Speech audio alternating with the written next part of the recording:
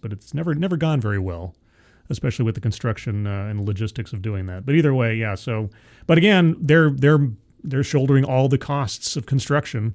So I guess it's just, Disney just sells itself out to whoever's willing to to pay it. Come on. So here's the problem though for Disney, and this has come up before. This is not new. The parks they have in China right now. If a global conflict happens with a certain island that I won't say lest I get Tom in trouble, if that happens in China, China just takes the parks if they want to. There's no way for Disney to have any kind of response to that. So they're kind of put in a perilous place where they can't have the kind of American values or Western values, if you will, in China without running afoul of a government that can just take their assets. And the problem with these companies going over into Abu Dhabi and doing this as well is, what is to stop one day if geopolitics changes in a way that would be very unfortunate? What is to stop them from just saying, you know what? We're happy to have Mickey now doing something, that is nationalistic for our area and definitely not in line with the company. And what are you going to do about it, Disney? And that's really the problem that Disney places itself in when they don't own these things. And they tend not to own anything internationally. The only parks that they really truly own are the domestic parks. That's Disneyland in Anaheim and Walt Disney World in Orlando. And then they have essentially ownership in Disneyland Paris. But it's a precarious place they put themselves in where they don't own these things. And there are other entities and other governments running them. Well, you got to assume they have some crazy terms of use for for how the characters are portrayed. Yeah, but who cares if geopolitics goes the wrong way? You know what I mean? Well, sure. Yeah, I know. If and especially that part of the world in current events. Well, here's an example for you. Okay, let's say that this relationship doesn't go well, and let's say that they don't care over there in the UAE. What is to stop them from having the mouse characters, the Fab Five, bow in a religious statement, before something? Okay, I don't want to go too far into that in detail, but what if they make some sort of religious, appearance? Mm-hmm. That's the kind of thing Dark King says right here for $2 Australian. He says, "Will Disney Sands princesses all wear burqas?" No, that's a good example of exactly what you're talking about right there. Minnie Mouse in a burqa. Yeah, it could happen. Daisy Duck does not wear pants. Uh-oh. That's a real problem. Yeah, that's true. None of them wear pants, really. Disney Sandcastle in the Middle East. Goofy. Yeah. That's right. But that is a big announcement that saves them from having to talk about Epic Universe, Snow White, Captain America: Brave New World. It's why there won't be much scrutiny today about the Thunderbolts having lower attendance. Now, I know the box office, they made more, but that's because of the rise in prices for movie tickets. In terms of attendance, it's performing worse than the Eternals. None of that is going to be scrutinized heavily today or in the next few days because everybody's going to be talking about this. I loved how on the call Bob was saying something to the effect of how the Thunderbolts is the example of what they hope for the Marvel franchise or whatever. And it's that, boy, he just threw Captain America completely under the bus and just ignored it completely. Well, at this point, their play is that you just won't pay attention, right? Anybody paying attention knows that Thunderbolts / the New Eternals is a failure. It just has to be. I mean, it just has to be. It's performing worse than the Eternals, and nobody out there is debating right now whether the Eternals is a win. So if that's the case, and then you hear Bob Iger come out and say, "Oh man, it's the #1 movie in the world. We really got the focus back." You have to walk away and say, either this man doesn't understand anything about the movie business that he says he watches these films 18 times, or he just throws out whatever word salad suits him, and he is fully postmodern. And funny thing is, they're going to get the win with Lilo and Stitch, so all of that will be forgotten and forgiven because Lilo and Stitch truly is going to dominate at the box office. But again, in that case, they brought back somebody from 20 years ago to do this. It's not an internal Disney person who's brought this forth into success. So they have these sorts of pockets of success where they bring in third parties, but it won't matter. Everybody, the general public, will all associate Lilo and Stitch and what it's about to do with Disney's back, Disney's winning, and it'll be hard to argue with that.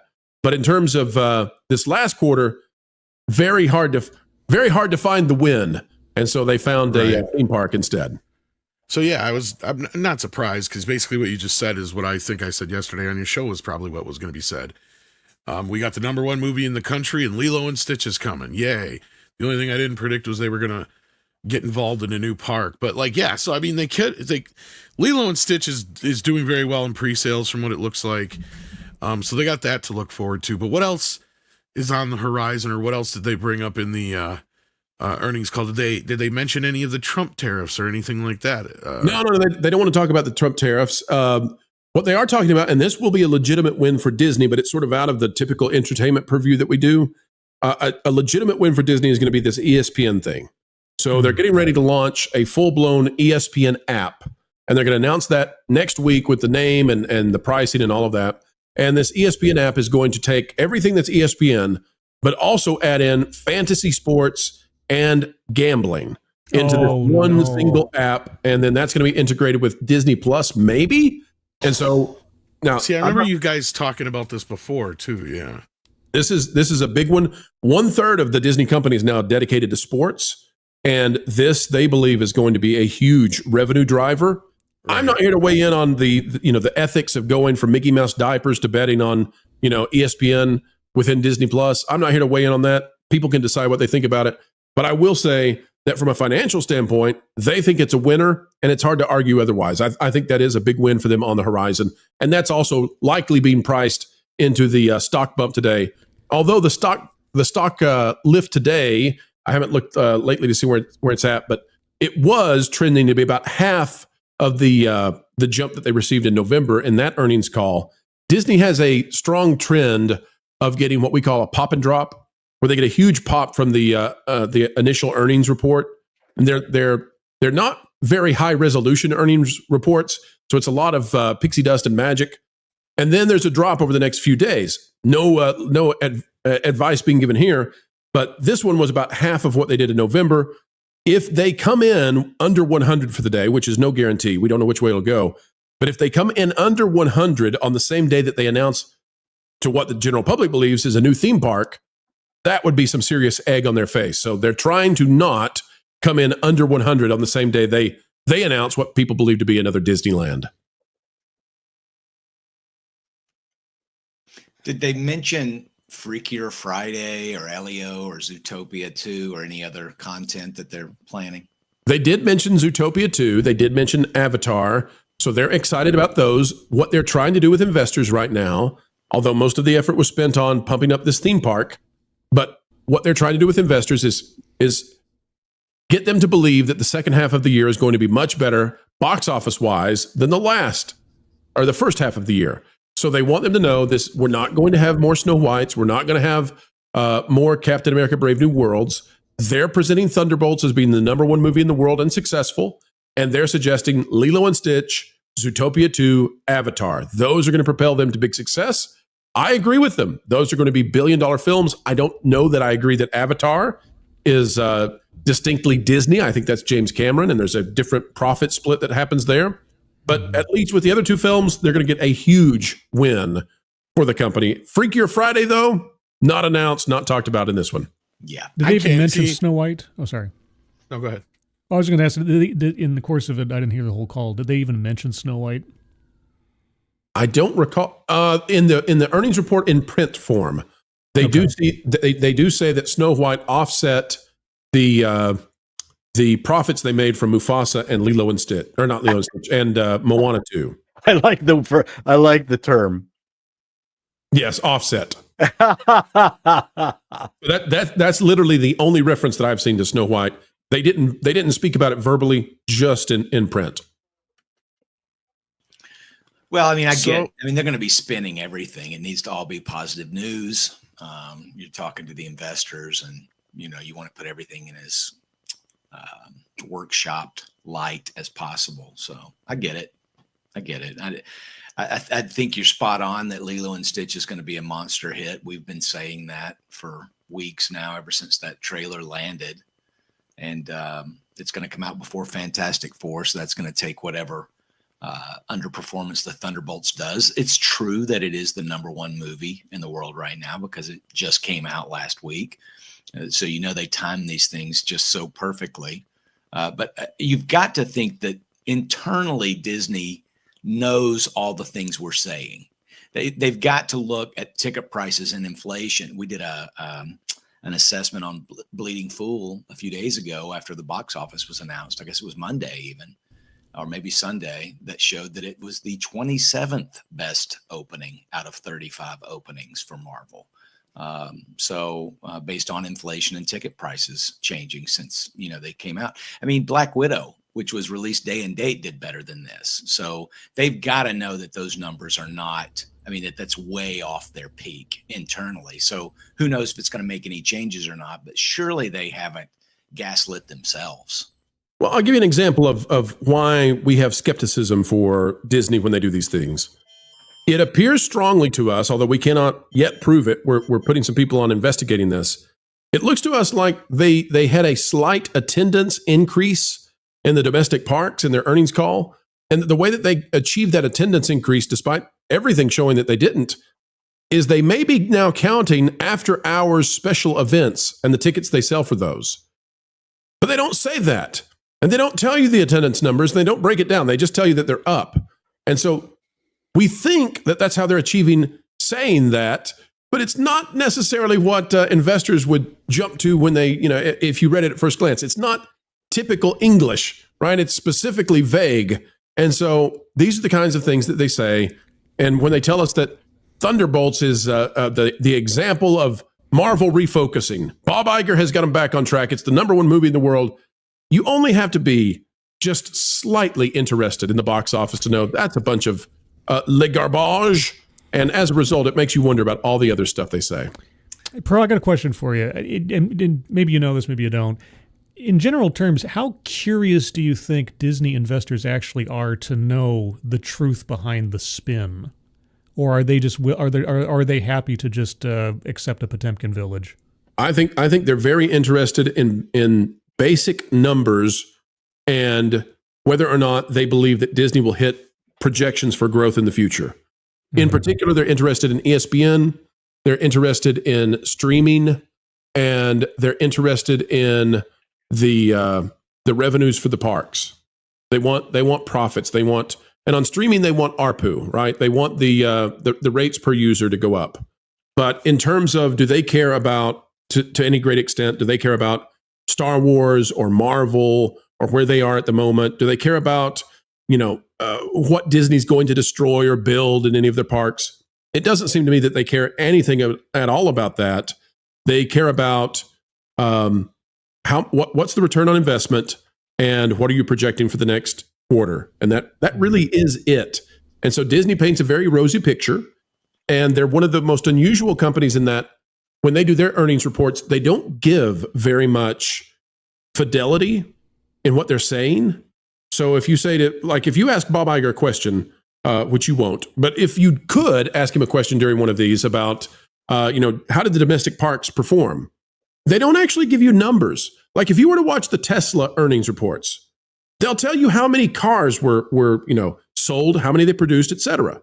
And that's typically how this works. If you watch Warner Brothers, they'll talk about box office numbers, but they'll also talk about ticket sales and all of that. Disney really doesn't do it. They have very cleverly structured their company in a way that they don't have to get into specifics on that other than revenues and expenses. They don't tell what the attendance is. They don't tell what their box office numbers are. Even the box office is rolled in to a larger division that then doesn't report on that because it's just deemed too tiny and small to care about. It's very fascinating how they've done that. They essentially have a way to just come out and say, look at the magic, look at the magic, look at the magic, and don't look this way. It's a magic show. It's interesting too what you say about them not including the numbers. One of the things that surprised me was Variety actually, when it reported the Thunderbolts box office, it did say a production budget of $180 million plus $100 million for promotion, marketing and promotion. And that's something that typically the average, not paying much attention to the box office person, thinks the $180 million is all they need to make back. And so they nearly made that back with the 162 global that they brought in, as if they have no concept that the people at the theaters takes a minimum of half that revenue. And so they spin it as a huge win. And Disney is not interested in correcting that mistake on behalf of the shills and the defenders out there. But I was interested to note that Variety was listing what they claim was the promotional budget as well, and that it needed to make at least $450 to break even, which is something you haven't been seeing as much about Disney projects in the media. So maybe the media is starting to get. Well, they can't keep lying, right? Yeah. They can't keep bamboozling people. Sure, you can fool most of the people most of the time, but when you got people like us that are going, wait a minute, and guys like Pro and VR and all those out there that are, showing the actual numbers and doing the actual math and sitting down, because that's the thing that I'd probably, it comes up at least once a week, if not more, where I have to talk to somebody on X or wherever about how real money math or movie math works, because they don't understand that it has to make 2 or 3 times the initial budget to be profitable. Do you think publications like Variety are just becoming less afraid of undercutting or embarrassing the big studios now in that way? Partially, I think. What do you think, Pro? I think they're in bed with the studios, essentially. I mean, they're the mouthpieces of the industry. I don't think Disney minded that, because I think that number is exceedingly low. I think that felt good to Disney to get that number out there, because it's not the $330 that they paid for Snow White. I also don't necessarily believe the number, because I bet it's the budget report and not the cost report. So 180 plus 100 is 280. Let's round it up to 300 for easy math, right? So if you've got 300 million, and that's what they're saying, but I have my hesitations in going there. I think it's probably slightly more, because Disney tends to come in way over budget. So, yeah. But if it's $300 million, then that means that at the theaters, they need to make $600 million, because once you take out the taxes and the theater cut, you get about half back. Okay. So if they get $600 million, they break even. Now, Thunderbolts, which Bob Iger is touting as being the focus, the refocusing of Marvel and a great success, the number 1 movie in the world, that's what he's telling investors. And he's not wrong, but he's also misleading maybe. Thunderbolts is currently on track to make something like $390 to $410, depending on how the second weekend does. That is a little bit short of 600, I would say. And this continues to happen, but Disney absorbs these losses somehow, and investors don't seem to care.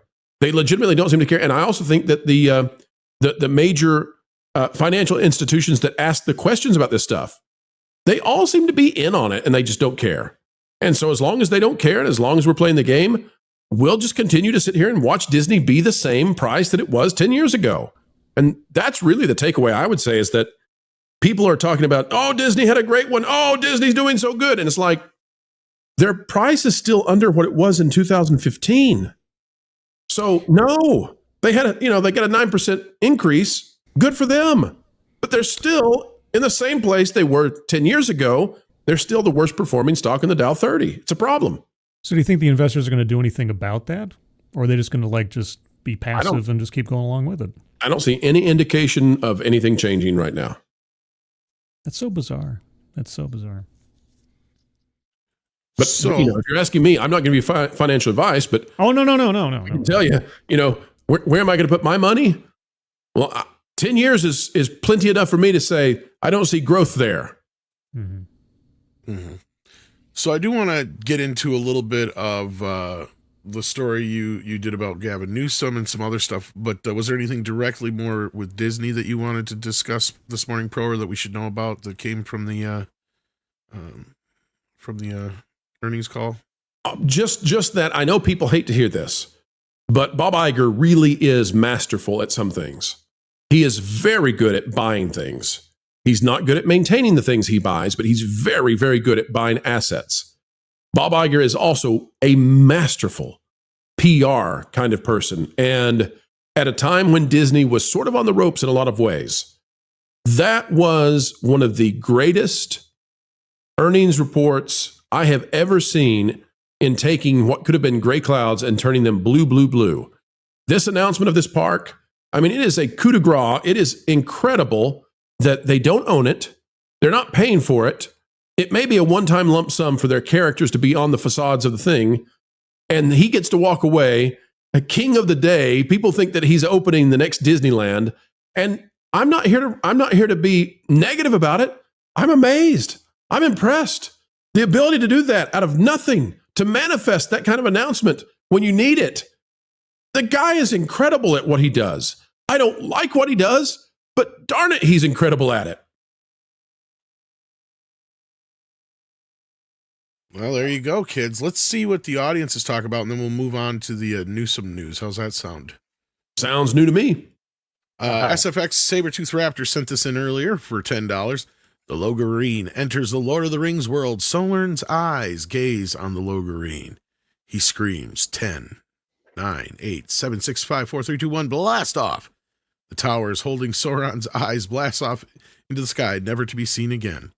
And it just simply says SpaceX on the side. Thank you for that, SFX. And we got Angela Richter gifting a membership, and Tim Hayes has been here for 45 months. Thank you both for the support. Then Dark King says Logorine's nemesis is the logarithm. Fear the math. Okay, I like that. STR Red Wolf says, you got Paul. I got you, Paul. Sorry, he says. GTA 6 will make Crisis look like Commander Keen. Reference. Yes. And then Packing Proton says, Feige listening to Tom and calling Marvel homework. Yeah. I hope so. Because that's the other thing that was been talked about this week, too, is how Marvel's supposed to be slowing down again. Packing Proton says, does Paul live in Alberta? He might be one of us soon. No, I'm not. Grimzilla says, question, will she be able to hire workers for herself, male and female? Just saying, this is about GTA, of course. Well, we'll have to wait and see how the game turns out. Bass Player 2011, Ivy says, supposedly she is Catalina from San Andreas, and her main shtick is cuckoo for Cocoa Puffs. Okay. Wonder how much they've invested in GTA 6 at this point. Too much. Man. Oh, my gosh. I mean, It's going to end up being the most expensive game ever made, probably, when it's all said and done. Probably. Can you imagine the stakes that are in this? You know, well, I mean, this is a heck of a gamble. And I think the delay, I don't know if you guys have talked about this, I think the delay was to get rid of anything woke that could tank it, because they can't afford that. It's just, this is mind-numbing levels of expense. The rumor is, and again, predicate that rumor, is that the budget is either approaching or has already reached somewhere in the neighborhood of, again, rumor, $2 billion. And the crazy thing is, yeah, it could make $5 billion back. Yes. Well, that's what we're talking about. Yeah, before you arrived, we were talking about the fact that this thing has to work because, like the previous installment, they're planning on this being a decade-long franchise of continual revenue. So if they don't hit it out of the park in the first instance, if it ends up being Saints Row 5 or whatever, then they're sunk. Yeah, I mean, I don't even know what you call this. It's not a AAA game anymore. You know, this is it's not quadruple A. I don't know what it is, but it's a huge almost a decade endeavor, aiming for a decade of revenues to come in, and boy, oh boy, is a lot riding on it. I think GTA is the biggest franchise, isn't it? I mean, bigger than Call of Duty. I mean, pretty much. I mean, I don't know as far as game wise. I think one of them is one of the top sellers up there. Anyway, I'd have to look. But it's probably considering they only do like once a decade releases now. Yes. That's a heck of a thing, and still be the top franchise. Some of these franchises run a new game every year with incremental, changes and upgrades. So to do it, anyway. Yeah, no. And Infinity Flare says with $2, GTA 6 behind every strong woman is a useful man. It's true. Butter Biscuit sends in $5, says Rockstar did have to go through intense DEI training. That was reported last year. So it is there. I think he means, so there is cause for concern. I guess we'll see. Yeah, exactly. Butter Biscuit. By the way, that's why in GTA 6, you can run a grandmother over with your car, but you better gender her correctly. They've got their, that's correct. The morality is correct. Yes. Mr. Godzilla says, also noticed Sweet Baby worked on sequels to games after there was a strong, well-received and sold first entry. Then they can come in to claim the success. Yeah, this is just like Hollywood, and this is why they keep, hijacking our IPs, right? It's the same reason. Because they know that nobody's going to care if they went and made their own game. that was based in DEI with original characters and original story, and they know that. They've admitted it. Go141 sends in 50 Mexican dollars and says, are Canadians so naively optimistic? While the game lives with GTA Online execution, nothing else matters. It's another platform like Minecraft. Yeah, that's the thing. And I brought this up last night too, as far as like, I'm sure the online part is going to be a big deal too. Tennille says, Pro, what do you want to bet? Now we're finally getting to the Disney stuff.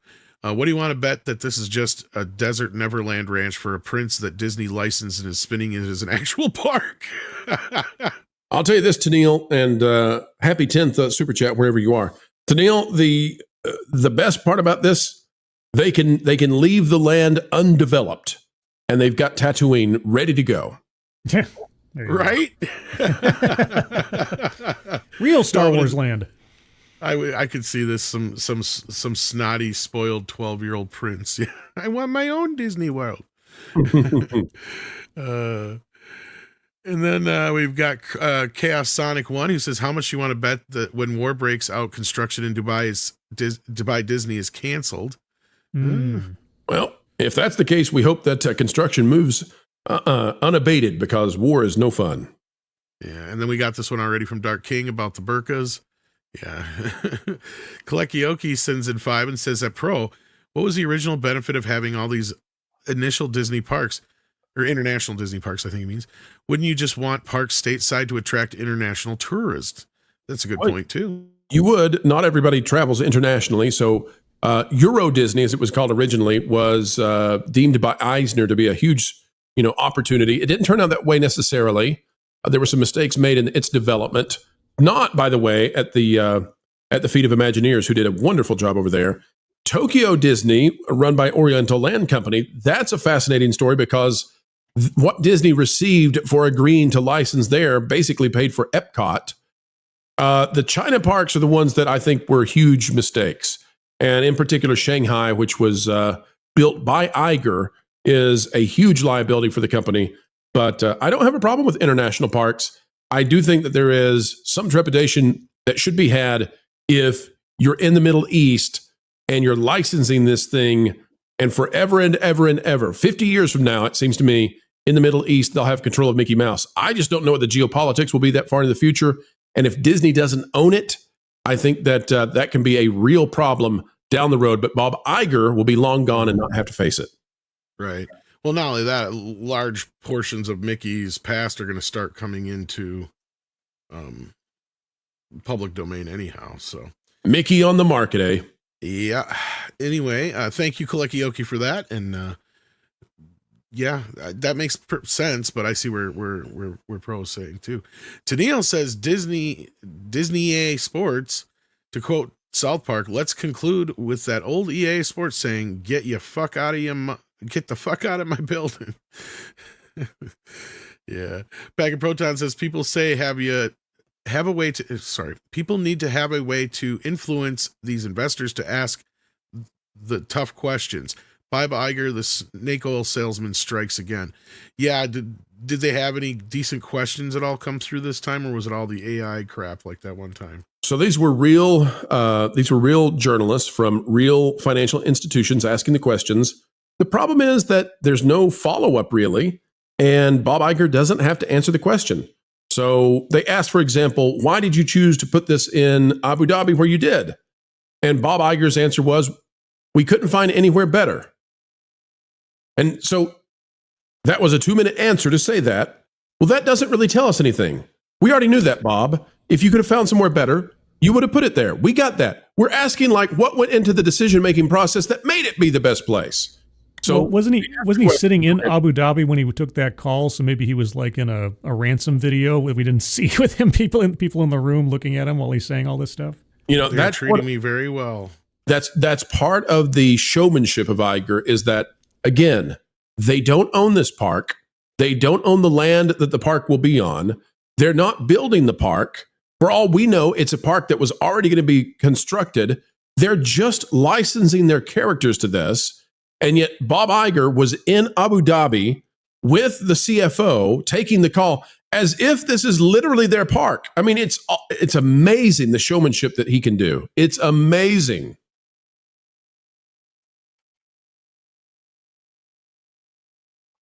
And that's all I have to say about that. That's all I have to say about that. Tennille sends in another one, says, "Sweet baby breaks your windows and sells you glass." Yes, you were the one who initially brought that analogy up. I remember now. Yes. Yes, indeed. And then we got Packing Protons again. Thank you so much. Who says, "I can continue the VR jokes on Midnight's Edge. Striptease of Bella Ramsey or striptease of Kathleen Kennedy. Which poison pill?" Ooh. Yeah, well, I mean, that's pain you hear. These Kathleen Kennedy's kind of shaped like a woman, so I don't know. Do I have to choose? What if I strip for them? Oh. I'm just saying. I can't see you're wearing a towel. Oh, wait, what? Yeah, I am wearing a towel. Casual Wednesday over at Tom's house. We're about to lose Chris here soon, so I want to get his feelings on this story because the Trump tariffs have been a big talk, and this, of course, will affect Disney specifically in some ways because they enjoy shooting most of their movies outside of the U.S. But Newsom has proposed a $7.5 billion tax incentive. What's this all about, Pro? Well, this is over on thatparkplace.com, and this even caught me by surprise. I'm glad that Marvin was able to pick it up. What surprises me is that when I saw the title, I thought that Marvin had been clever. And he's clever enough, right? But I thought he was being clever when he said, "Make America Film Again." I did not realize until I started reading this and researching it that Gavin Newsom is using this phrase. He's co-opting the MAGA terminology, "Make America Film Again." And so what's amazing about this is it looks to me as if Newsom is tacitly agreeing with Trump on this plan to save Hollywood that involves tariffs on productions overseas. We don't know what that means necessarily. Maybe John Voight does.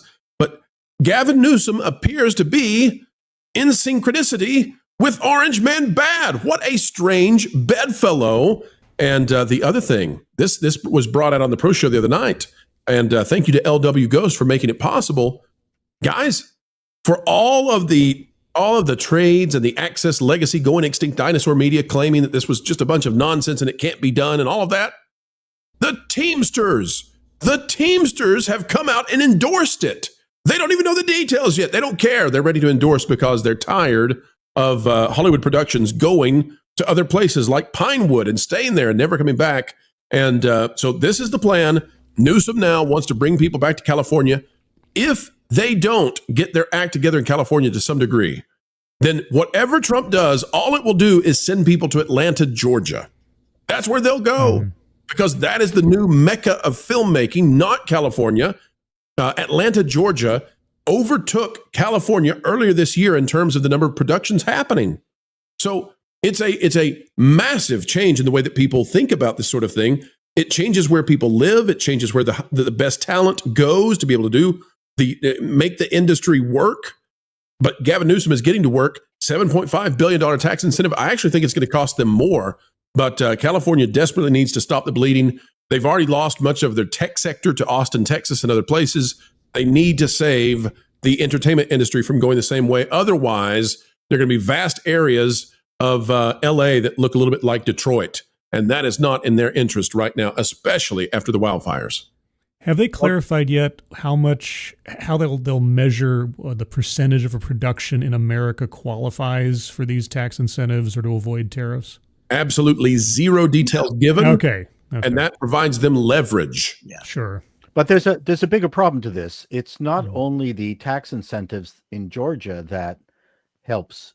It's the fact that it's way cheaper to administer and make the films.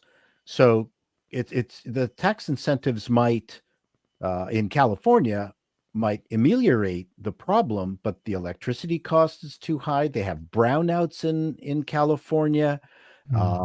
There's just so many details. The amount of time, like when was the last time they built a Pinewood size stage in LA? Like 40 years ago? yeah. So they just don't have the ability to build things efficiently without endless red tape. California is stuck. There's just so many other things they need to fix. Quite frankly, I think a lot of people want to stay in LA.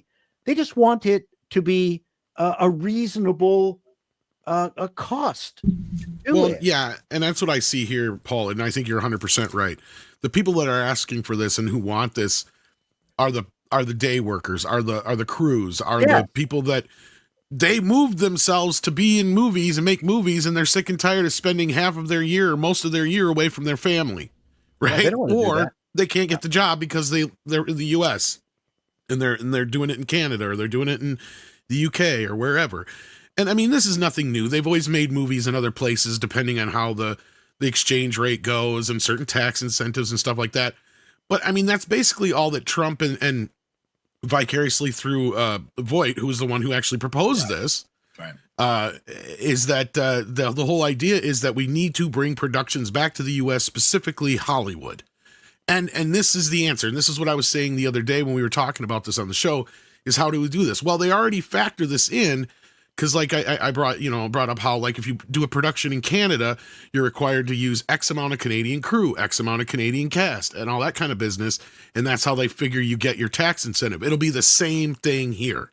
Wouldn't you think, guys? I mean, that's the easiest way to answer how is this going to work, right? That's the best way I can see it. Well, I think everybody is open to some kind of a deal, right? And I think that Gavin Newsom, as greasy as he is just being pragmatic. He's probably got plenty of people in Hollywood that have told them that they want to do something. Trump's tariff plan on foreign films and foreign productions has rattled Hollywood, and studio stocks are dropping. It should, yeah. And now there's some fears of higher cost and global retaliation. The problem is this is just too little. It's like who said it? Was it you, Paul, that just said 7.5 billion is just not very much. Canada's got 30% rebates, right? And still offer cheaper alternatives. So I could see U.S. costs going up. Could you imagine paying $30 to go see Mission Impossible 7 or something? Or because it's shot overseas, if they start jacking up ticket prices on some of the foreign made films. So they're going to have to get a lot of stuff. It's all incoherent, which is probably by design, as Pro said. But this is complex. This is a lot more complex than another, light rail to nowhere that Newsom and California are famous for. And to Paul's point, California's got a whole lot of other problems. And how many people? I mean, isn't this something that taxpayers in California may be a bit skeptical and could even balk at subsidizing Hollywood? I don't know. I like Voight, and I like some of the people who are in Trump's ear about this, and it certainly does get Hollywood to think more favorably of Trump and the unions more favorably of Trump. But this is going to be a very complex move. And I think what Trump is famous for is he just goes ahead and throws out some wild proposal, and then everyone tries to get in order behind it, see what they can work out, and they figure out how to make a deal. That's how he is a deal maker. So he throws out sort of this big grand idea, and then we get something a little closer to something that's manageable. So something will be done, and hopefully it'll be done soon. But I don't know. I don't want to see ticket prices go up any further. Yeah, the chaos of things like this is just a tool for leverage in making, like you say, some kind of concession, some kind of deal. Right. And I know this isn't exactly on topic, but I'm more fascinated by the fact that Newsom has, as Pro pointed out, effectively hitched himself to Trump's wagon ahead of his own presidential aspirations, which I'm sure are coming in 2028. And this is just bizarre to me. That's a team up I would not have imagined. But what is he supposed to do, though, Scribe, right? Like, I mean, this is one of those situations where you're kind of cornered, where somebody's going, well, what's wrong with making movies in Hollywood? Well, yeah, you can't really argue that, and there's no real good reason why he couldn't or shouldn't do this, right? Like, that's the thing. If he wants to lose any election going forward, to be resistant to any idea that would bring productions back to Hollywood, that would be like the death sentence for his campaign. No, don't get me wrong. No, it makes perfect sense. I get what you're saying, but it makes perfect sense pragmatically. I'm just talking about politically. Anything Trump touches becomes anathema. Well, and that's my point too. Is especially in California. I think he's looking ahead. I think you got a point there. I think it has less to do with Trump and more to do with how do I react to this situation and how is it going to reflect on me, right? Because this is one of those times where it's not going to work out for him to just say, fuck Trump. Right. Because like I just said, what good does it do for him, especially in the eyes of the state that he's leading, to say, well, no, I'm gonna stick to my guns and we're gonna make it more difficult and more difficult and more difficult to have productions here. You know what? I would love it. I would love it if this was all just like some crazy Trump plan to get Gavin Newsom to be forced to have to agree with them just for the sake of the lulz. Well, what's funny is I said the other morning, I said that's what I think a lot of this is about, is he's not so much saying we're going to do this right away, as you guys were just pointing out. This is how Trump negotiates. He comes out and he throws something out there, and then everybody panics. And so you get a bunch of people starting to come to the negotiation table, just like with the trade tariffs. And then things start to happen and things start to move and the wheels start to go in motion. And next thing you know, you got to deal with this country and that country and this country. Well, the same thing here. Newsom seen that, at least was smart enough to see that if I resist this, if I go against this, regardless of it being Trump proposal or whoever's proposal it is, this is going to make me look bad because it's going to make me look like I don't want productions in Hollywood. Yeah. And I don't want productions in California. That's my point. I think we're on the same page, basically. Yeah, I think the only mistake Newsom made was actually putting a specific number on it. If he'd just gone along with sort of the amorphous, abstract notion of such things, he would have been playing Trump's game better than he has, but who knows? Now, my question is what things are going to be attached to these taxes? Because this is part of the problem in the first place, right, Pro? Is that the things that have made it so difficult to make movies in Hollywood is the incentives they do have. You have to meet all these DEI requirements to get them. Right. Well, the funny thing about that is the Trump administration may get you if you do the DEI requirements. So that's going to be a funny thing. Which could be another reason why he's being so what's the word I'm looking for? Complicit in this, right? Because he knows there might be trouble if he isn't, right? Is that kind of what Gavin has a problem? Gavin's problem is Gavin wants to be president. Mm-hmm. Gavin has wanted to be president basically his entire life. The whole ride up from being the San Fran mayor until now has been auditioning to be president. And this is the time. He's going to run the next time. That's the plan. Well, what do you do if your economy is collapsing? You watched an area the size of the city of Paris burn down in Los Angeles on your watch. Like, what do you do to come back from this? And the answer seems to be you're going to have to do something to transform the economy, or else the entire goal of his life to become president is going down the drain. And so for the time being, screw the orange man bad stuff. Whatever it takes to fix the economy in the next 2 years, he's got to do it. Otherwise, what he's always dreamed of goes up in smoke. Yeah, and I kind of brought this up the other day because I know Whoopi's all like, why is he worried about this stuff? There's so many other things. He is. He started with other things. He's worried about bringing manufacturing and jobs back to the U.S. and entertainment. The movies that we export and import are some of the biggest money-making exports we have, right? As far as like, even though technically this is the problem, is most of these movies aren't even made in the U.S. anymore.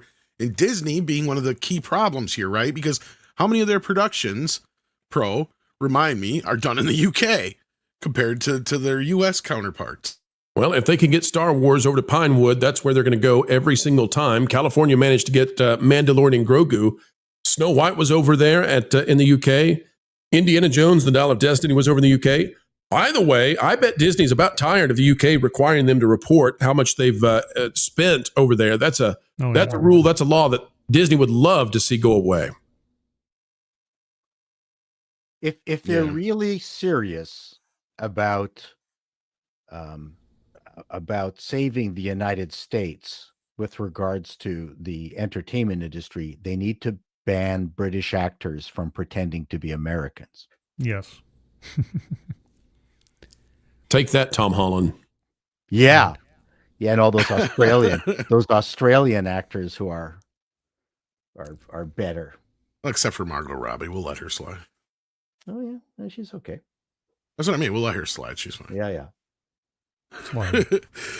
Yeah. So Chris, I know you got to leave us here shortly. So is there any more thoughts you have on this, or Any of the other topics we discussed this No, morning? I think you guys have covered it. Gavin Newsom's going to Newsom. He's pragmatic. He's a political animal. He's going to do everything he thinks is a win. He'll side with Trump. And then when it comes to the election season, he'll tell you he will give Trump some points for some things that he did well, but he's going to lean into the LGBTQA++1 stuff that he feels he feels is important that Trump has ignored, and sort of differentiate himself from Vance, or perhaps if Trump runs for a third term, who knows? But no, Newsom's a political animal. I think he shot that down the other day. But yeah, I'm sure he did. But who knows? I love the guy, so we'll see what happens. But great panel. Glad to see you again, Pro, Paul, Scribe, Tom. Had a fun time as usual. Take care, man. Take care, Chris. Check out Bleeding Fool. Thank you for being here. Thanks, guys. So what else is going on in the world of Disney Pro? I mean, we rarely get the chance to talk to you about it. And what else was brought up in the meeting today, or anything else that we should know about that's new on the horizon for Disney that we may have not discussed yet here on the channel? Well, I'll tell you one that might be up your alley. This is a fun one for those of us who care about entertainment and the history of it. So the Walt Disney World is getting ready to destroy the Muppet Vision attraction that was the final thing that Jim Henson ever did. Right. So it's the last thing Jim Henson worked on. Just after finishing it, he passed away, unfortunately, way too young. A ridiculous way to go out in terms of just, you never expect for a little virus that you try to work through to be the thing that kills you. But it did. Okay. So Disney is getting ready to destroy this thing. They're like the Doc Hopper of the new era. And they're doing it so that they can counter Epic Universe. They want to have an area in this theme park that's all about monsters. And so the Muppets have to go, even though it's unnecessary. All right. So Disney comes out. Got monsters. Yeah, exactly. They could have kept Sweetums and just kept going. So Disney comes out and tries to placate people by saying, it's okay. We know you're upset. We know that this is the last work of Jim Henson. It's his magnum opus. We know it's genuinely wonderful. We're going to preserve it. And so the pixie dusters, the cupcakers, they got so excited. They said, oh boy, see, Disney cares. They love the legacies. They love the geniuses of the past. Disney's going to preserve it. They're going to save it at last. Well, darn it if the cynics of us didn't win out again, and I wish we hadn't. Because Disney is now saying that the way they're going to preserve this, get ready for it, folks. It's not going to a museum. They're not going to move it to Epcot, to two of their vacant theaters over there. It's not going into the Honey, How I Shrunk the Audience theater. It's not going into the Wonders of Life pavilion. No, Disney is going to send a camera crew into the attraction, let it play one time, and they're going to record it like a bunch of YouTubers. And that is how they're preserving the attraction. The big announcement they're saving the theater is they're going to go record it for you. Oh, my God. They're going to Xerox it. They're going to Xerox Jim Henson's last work. Oh, for crying out loud. So June 7th, they're not saving the animatronics. They're not saving the... So they're not even releasing like a 3D Blu-ray with like a menu and all this other kind of stuff to kind of... Nope. They're just going to YouTube it. That is so cheap. This has already been done like 1,000 times by, I don't know, every family that ignores the warnings and goes in and records it because they want to have a memory with their family. This has been done thousands of times. Disney's just going to do it with some fancy equipment and call it a day. Will Jim Henson Studios have any control over releasing their own copy of it or something later on? Nope, fully owned by Disney. Because they own by Disney. Geez. Well, the Muppets are anyway. And this is the problem I have with it too. And here's the thing that bothers me is what you could do with this is you could franchise this. Because there's plenty of people and they're not doing jack squat with the Muppets. How many empty theaters right now are there out there after COVID that they could just retrofit into or refit into this? Tom, and you could show this all over the country. Tom, they have an empty theater in Epcot. It's a theme park that is less than a mile away. They have an empty theater that is unused. They can just move this stuff over there and they don't have to destroy Jim Henson's last work, and they get a new attraction, and it's at almost no cost. They don't care. I'm telling you, they will spit on someone's grave if it increases their balance on their next earnings report by 5 cents. They don't care. This is ridiculous. I mean, I knew this story, and I discussed it with you guys over there before. And I'd hoped they had figured something out, some way, shape, or form of letting this live on, whether it was in or outside of Disney World. I don't think fans cared. But like, that's the problem. This is like almost like a museum piece now, because this is the last thing that Jim Henson worked on, as you pointed out. And it's brilliant. It's not like he went out on a low note. This thing it stands the test of time. It's really, really ingenious. Well, and here's my thing about releasing it like elsewhere. Like, I get it. The initial version was probably done on film and all that kind of business. Now with digital stuff, you could send this to all these little theaters and, like I said, fit them out for this thing and experience this. Because I've never got to experience it. I've never been to Disney. So I would love to go see this thing. It's incredible. It's incredible. It's well liked. It's well attended.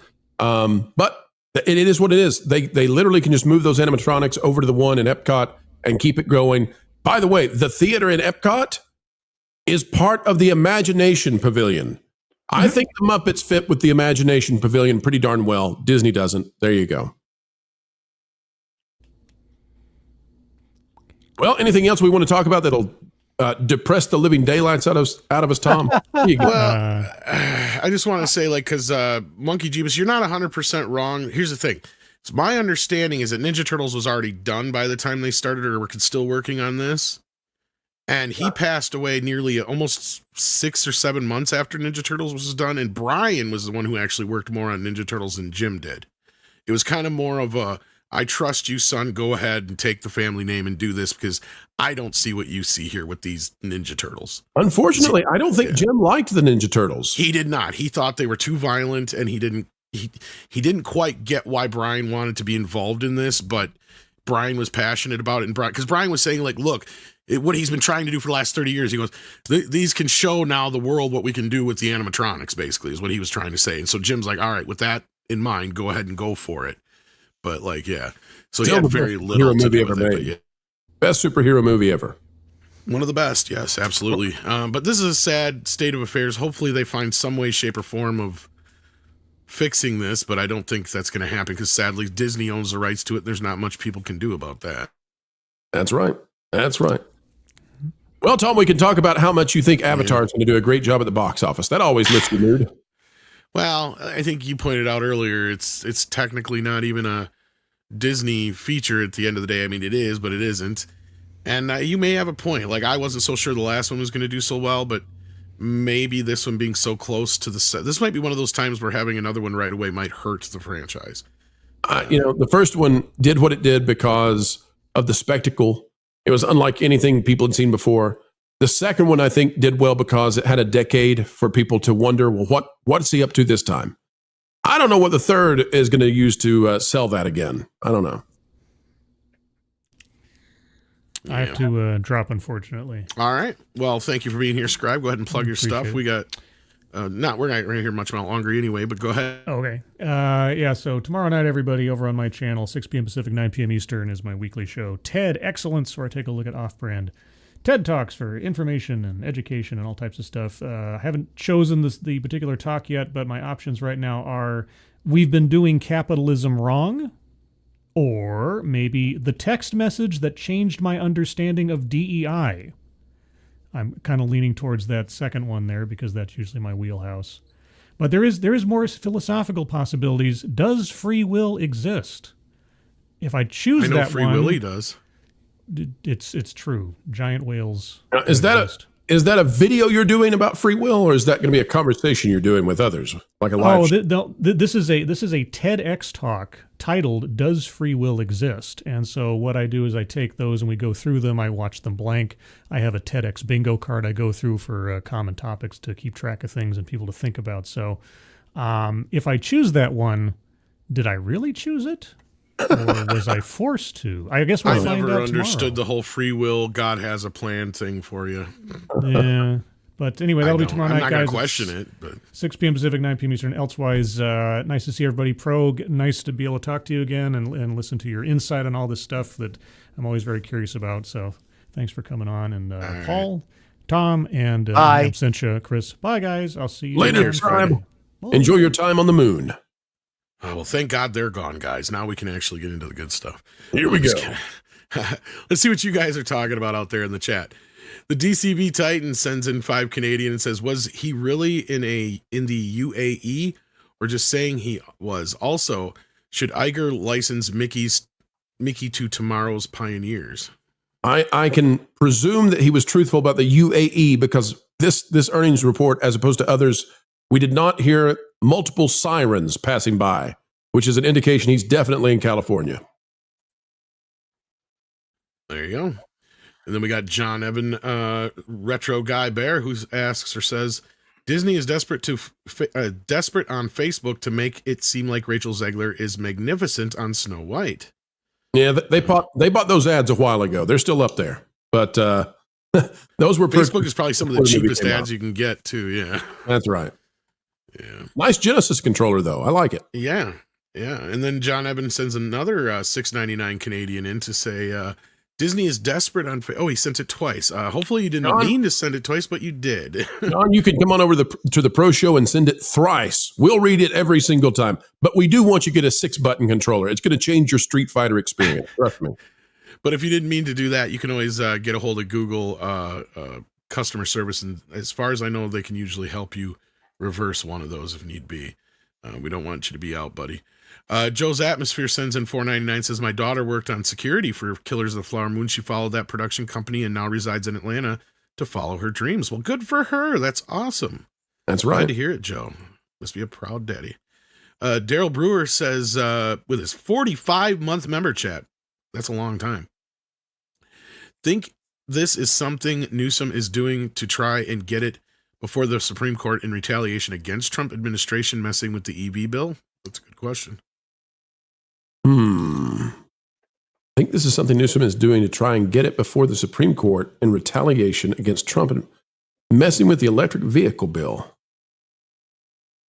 Daryl, you are a little deeper than I can go right now. I'm trying to figure out the connection, and that's not to dismiss you, Daryl. You may be onto something, and I may just be ignorant of this. I don't know what the connection. If I'm correct, I think there was a bill that Trump killed for electric vehicles, and the deadline for them. Yeah. But what would that have to do with Newsom trying to get this before the Supreme Court in regards to the tariffs? Yeah. Daryl, you may be smarter than I am. That's what I'm deciding. That or I'm missing it too. Yep, maybe. Go One for One says, I bet $5 that Gabby torches this opportunity. Well, you gave me 20 Mexican. I don't know if that's equal to 5, but thank you for that. Go One for One. Then Packet Proton says, Iger hates anything bought by Eisner, aka Muppets. Yeah. Not wrong. No, I think there's a lot to be said for that. Yeah. Yeah, he's definitely got some daddy issues with Eisner. Jesus Davila says, has anyone seen the Weapons trailer? If so, thoughts? I have not. I just heard about this thing not too long ago, so I'm very unfamiliar with it, Jesus. Does anybody know about this? No. I have not seen the Weapons trailer. Sadly, none of us can speak on it, Jesus. Like I said, I just became aware of it not too long ago, and I don't.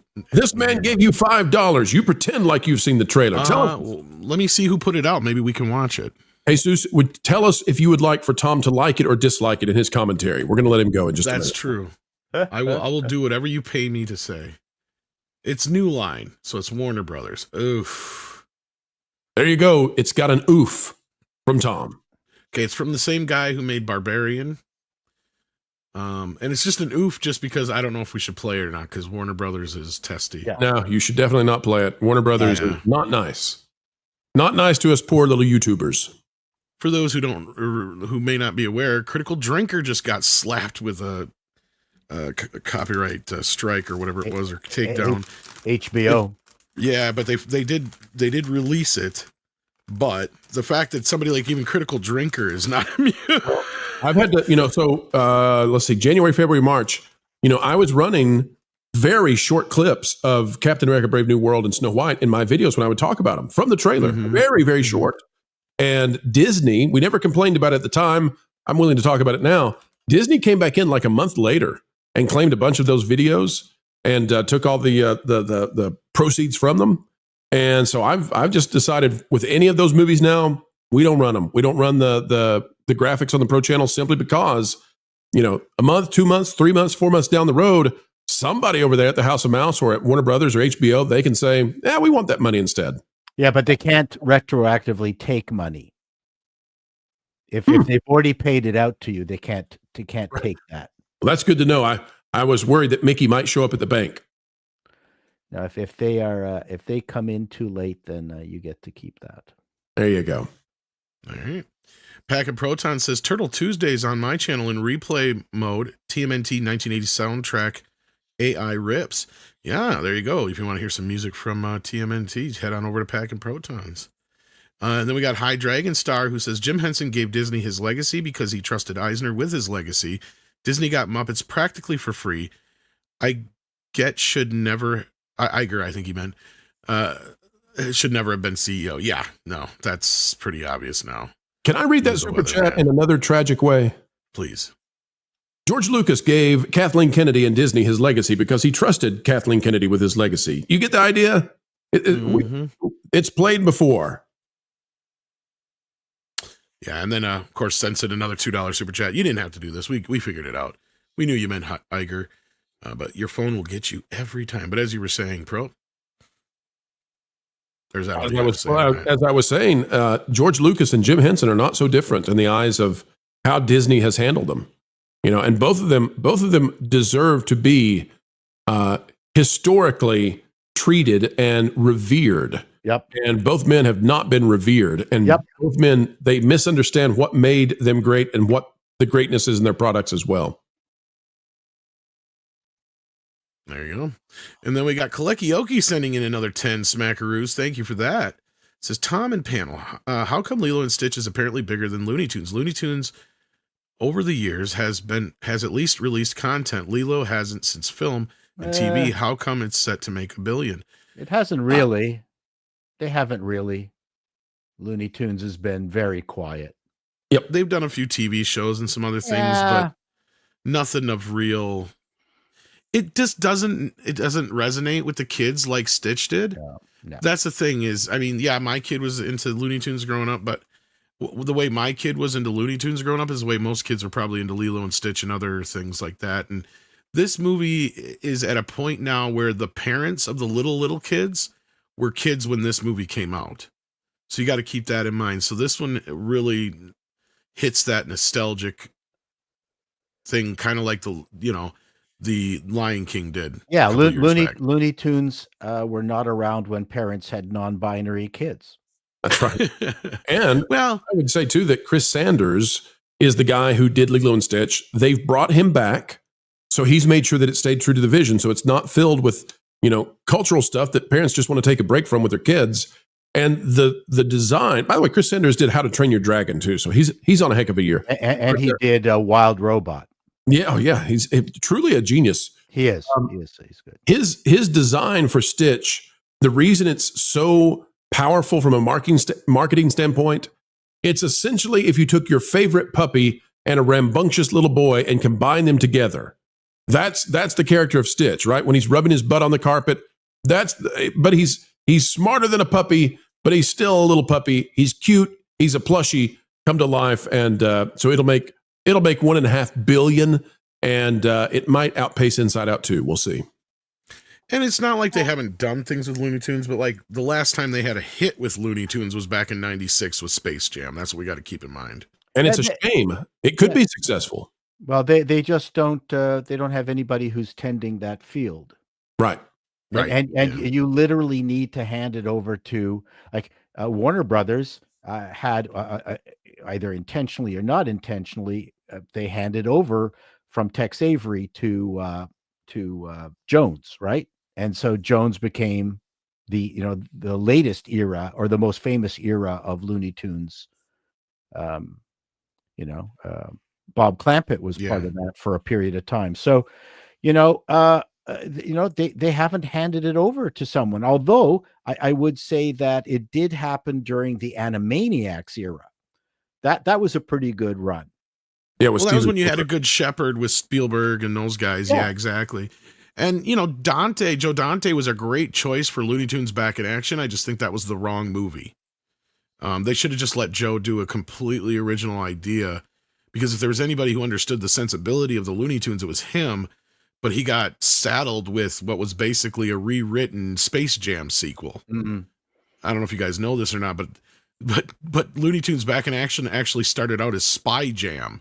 It was a movie written for Jackie Chan because they were trying to do anything that was either sports related or something they could bring in somebody who could interact with the Looney Tunes. And that was kind of like their thing. They were even going to do like a Tony Hawk thing, like Skate Jam. Yeah. And all this other stuff. And it just didn't come to fruition, but this script was laying around and they repurposed it into what it became. But yeah, I'm still up for Skate Jam. Bring back Tony Hawk. He and Bugs can play the part of washed up guys trying to redeem their glory. Let's do it. Actually, you might not be into something there. Then we got Soul Nightmare, who says Peacemaker trailer Friday. Ooh, Superman trailer next week. Yeah. And press tour and mass marketing starting soon, according to Brosnahan and DeLuca. Well, hopefully they get behind the cast on this and get out there and get this movie sold, because they're not doing a good job so far. Pack and Proton says, Tom, Renee Jacobs posted cryptic image of her, the 487 Turtles, and 2 others saying, top secret, can't say anything. Well, my bet would be another Shredder's Revenge. I was going to say either a video game, or I've heard some weird rumors, and I don't know how accurate they are, that they might be reviving the 87 series. I'm up for it. I'm up for it. I can see it, a la like X-Men 97 kind of thing. And I wouldn't be surprised, because I guess that's a very popular thing over on Paramount Plus, is all the Ninja Turtles stuff. You know what's amazing is that those 4 guys, and I don't know if Renee Jacobs can still do April and sound like, she should. I think she sounds pretty much the same, yeah. The 4 guys can still do it, and that's not easy to do. To go from the 1980s until now, and your voice doesn't, switch its timbre enough that, especially the guy doing Michelangelo, the fact that they can still hit those, very impressive. Sad thing is, I think they just lost the guy who did Splinter. I forgot his name. Yes, they did. But yeah. But otherwise, yeah, no, I could totally see this if that's what it is. Otherwise, I think Pro's right. It's probably they're going to do something for a game, since that last game did very well too. I'd love another game. It wouldn't disappoint me if they make another Shredder's Revenge. I'm up for it. Yeah, and actually have the voices from the cartoon come in. That'd be great.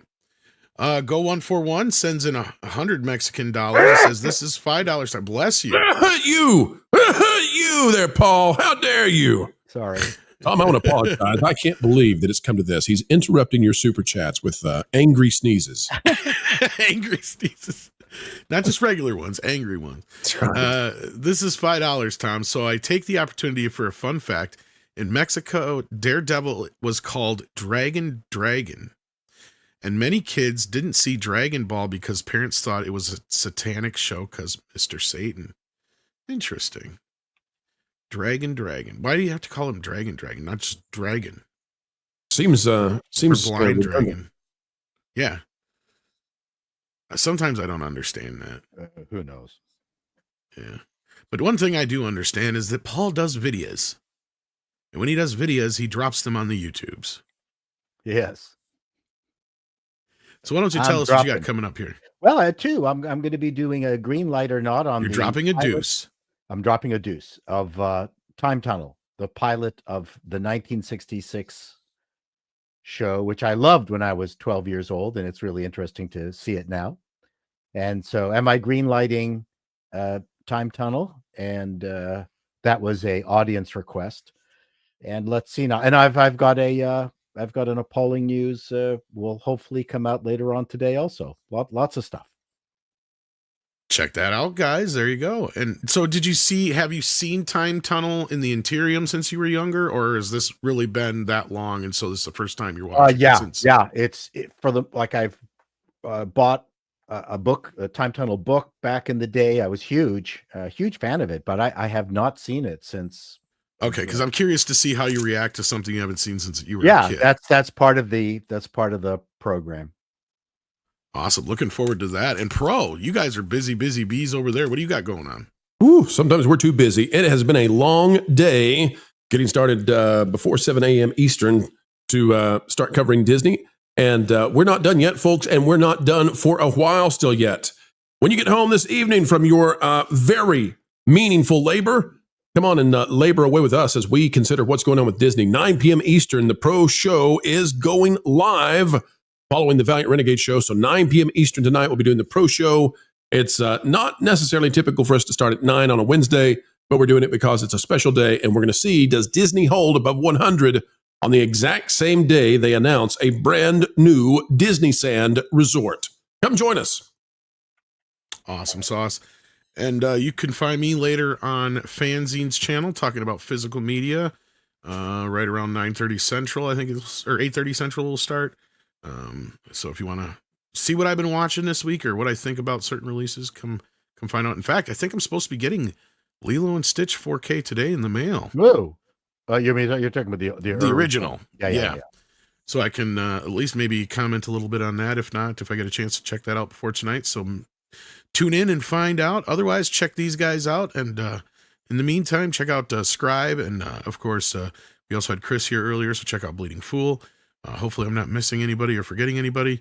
And with that, it is time, as Andre says. Bye-bye. For koalas. Bye, Actually, let's let Paul do it. Is it time for what? It is time for Koalas in the Rain. That's a very good Andre. That was pretty good. Koalas in the rain, koalas in the rain, no fucks given. Koalas in the rain, koalas in the rain, no fucks given. Koalas in the rain.